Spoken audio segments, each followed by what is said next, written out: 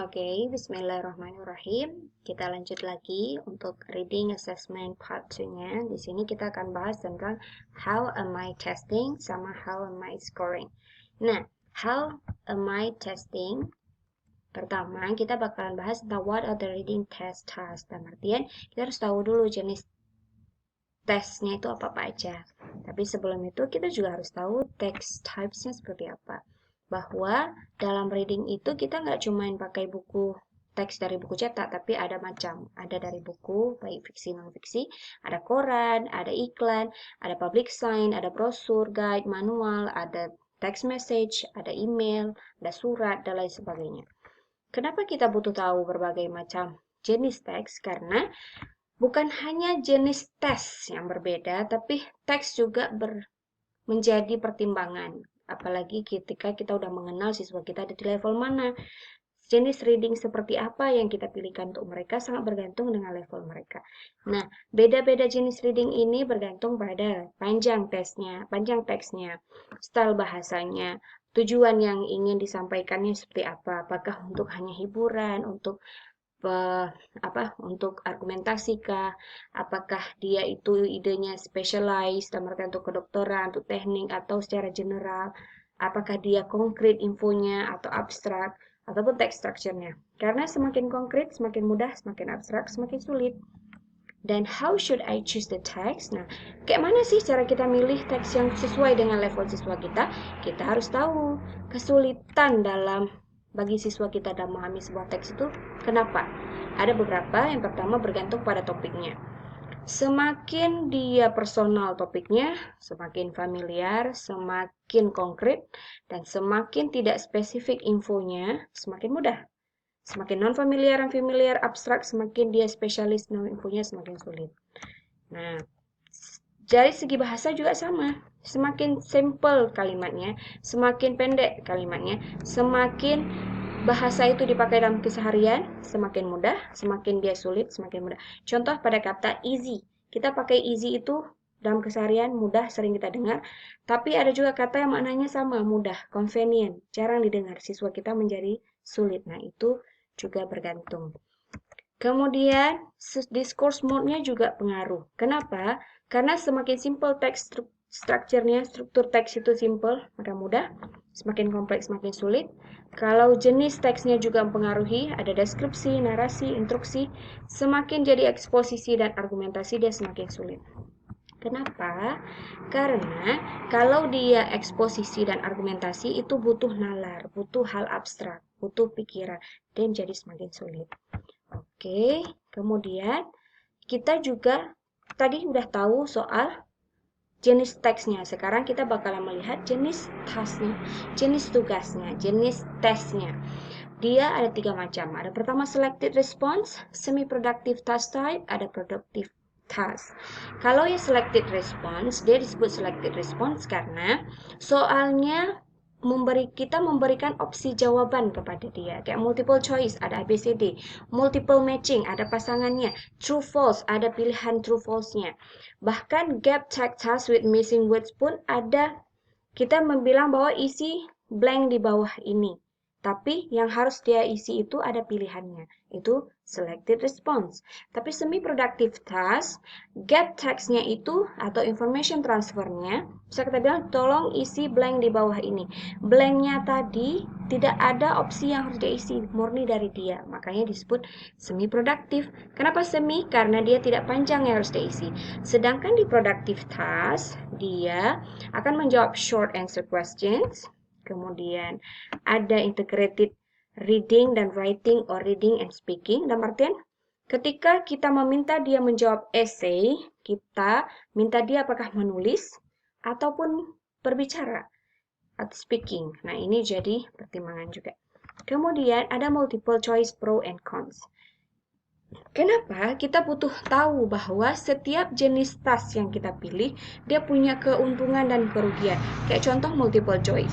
Dia mudah dibuat soalnya, mudah diperiksa, dia objektif, dia bisa mengcover wide range of reading skill. Dalam artian ada banyak reading skill yang dia bisa cover, dan juga dia bisa mengobservasi kemampuan siswa kita. Tapi dia juga punya kerugian. Kerugiannya juga banyak. Pertama, dia hanya bisa mengukur receptive skill aja. Produktif nggak bisa.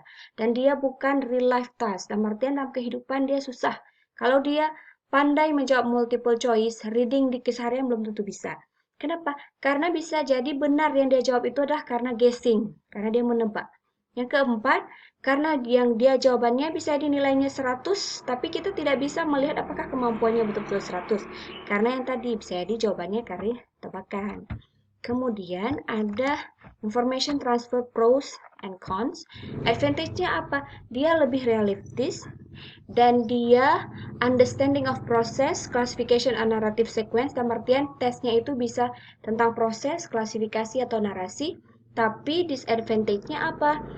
Siswa supaya bisa menjawab yang information transfer itu dia butuh guidance yang jelas, butuh instruksi yang jelas. Kalau sempat dia bingung dengan guidance-nya, maka hasilnya juga tidak bagus. Kemudian mahasiswa itu atau siswa itu butuh tahu assessment ini kriteria yang benarnya itu seperti apa. Jawaban yang benarnya apa? Gitu. Kemudian integrated skill. Untuk integrated skill, advantage-nya apa? Dia sangat realistik karena dia seperti keseharian, dia memotivasi, kemudian dia bisa mengukur variety of reading skill, dan artian ada banyak reading skill yang bisa dia ukur, kemudian prosesnya juga, dan dia lebih terlihat seperti pembelajaran ketimbang sebuah tes, more like learning than testing. Kalau disadvantage-nya apa? Dia tidak efisien. Kenapa? Karena kayak essay contoh. Siswa harus menjawab banyak dan panjang, kemudian yang periksanya juga capek kan, karena banyak dan panjang. Kemudian akan sulit di scoring, kemudian skornya pun jika pun di scoring dia akan subjektif, karena siswa menjawab pendapat itu subjektif, yang periksa juga subjektif. Dan yang terakhir adalah cross-task ability contamination. Maksudnya apa? Ketika kita meminta siswa untuk menulis jawaban essay, mungkin secara reading dia bisa memahami dengan bagus readingnya, tapi karena kemampuan writingnya kurang, maka hasilnya juga kurang.